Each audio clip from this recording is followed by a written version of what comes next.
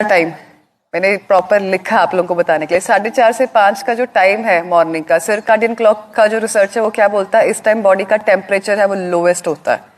ठीक है, अब ऐसे में अगर आप एसी में सोएंगे तो आपको upper respiratory tract infection, sinus जैसी प्रॉब्लम, ठीक है, कोल्ड, कफ, रिनाइटिस ये होने के चांसेस सबसे ज्यादा है। ये जो चीजें हम बता रहे हैं ना, एक बार 1 महीने के लिए करके देखो सारे।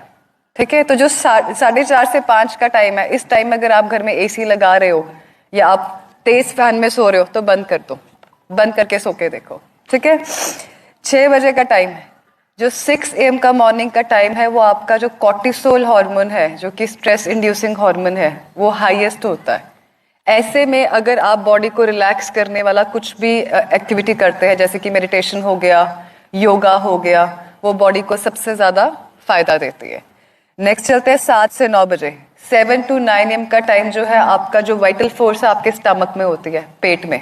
तो मैक्सिमम जो आपके डाइजेस्टिव जूसेस हैं वो 7 से 9 बजे के बीच में बॉडी में रिलीज होते हैं। तो 7 से 9 बजे के बीच में अगर आप दिन का पहला मील खाते हैं तो सबसे अच्छा डाइजेशन उसका होता है, सबसे ज्यादा उसका गुड आउटकम आता है।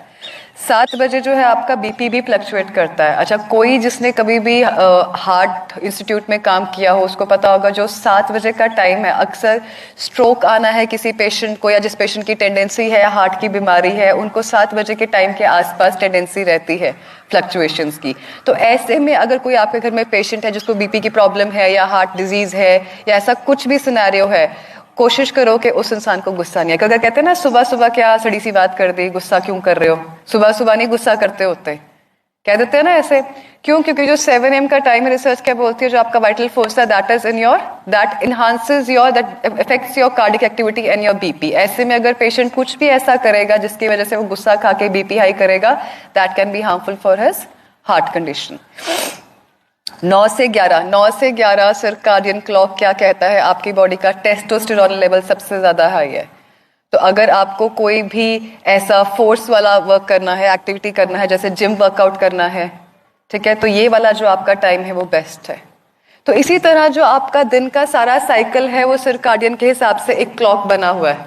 हम लोग आपको यहाँ पे बोलते हैं कि सुबह उठ के योगा करो, मेडिटेशन करो, ठीक है, शाम को अर्ली सो, कहते हैं ना early to wake and early to sleep अच्छा होता है। तो ये पैटर्न्स क्यों बने हैं? ये आपकी बॉडी के छोटी छोटी चीजों को सिंक्रोनाइज्ड करने के लिए। देखो, ह्यूमन बॉडी ना एक मशीनरी की तरह काम करती है।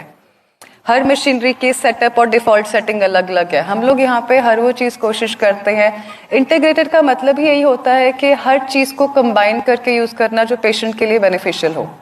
ठीक है, ऐसा नहीं है कि हम लोग पेशेंट्स को एकदम से बोल देते हैं कि आपका डायलिसिस स्टॉप कर दो, डायलिसिस बंद हो जाए। Dialysis is supportive treatment. जिस पेशेंट का ऑलरेडी डायलिसिस चल रहा है, हफ्ते में 3 बार चल रहा है या हफ्ते में 2 बार चल रहा है, उसको बड़ा क्लियर कट ये चीज अंडरस्टैंड करनी होगी कि आपकी विद टाइम फ्रीक्वेंसी कम होगी। 10 दिन में डायलिसिस बंद नहीं होगा। 10 दिन में जो है किडनी की फंक्शनिंग इंप्रूव होगी। किडनी की फंक्शनिंग इंप्रूव होगी तो धीरे धीरे जो डायलिसिस की रिक्वायरमेंट है टॉक्सिन्स को रिंस करने की, वो अपने आप ऑटोमेटिकली स्लो डाउन होती जाएगी। ठीक है जी। और इसका जो मार्कर है, आप लोग अक्सर क्रेटिनिन को लेके, यूरिया को लेके बॉदर करते हैं। ठीक है, जो आपका किडनी की फंक्शनिंग का मार्कर है वो आपका GFR होता है, जो है आपका ग्लोमेरुलर फिल्ट्रेशन रेट, कि आपकी किडनी कितना फिल्टर कर रही है। कैंसर के पेशेंट्स पे आ जाते हैं। कैंसर का पेशेंट है कोई हमारा यहाँ पे? कोई भी नहीं है। कैंसर की बीमारी कैसे होती है?